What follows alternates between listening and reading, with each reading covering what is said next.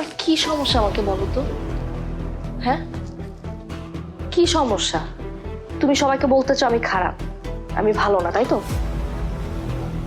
কি করেছি আমি তোমার সাথে? বলো না, সবাইকে বলো আমি কি করেছি তোমার সাথে। তুমি আসার পর থেকে আমার সাথে যা ইচ্ছা তাই ব্যবহার করে যাচ্ছ রবি। আমি কিন্তু তোমাকে কিছুই বলছি না। আমি বলতে পারি না তা না, আমি বলছি না কারণ তুমি এখানকার অতিথি, আর আমি জানি অতিথিদের সাথে কেমন ব্যবহার করতে হবে।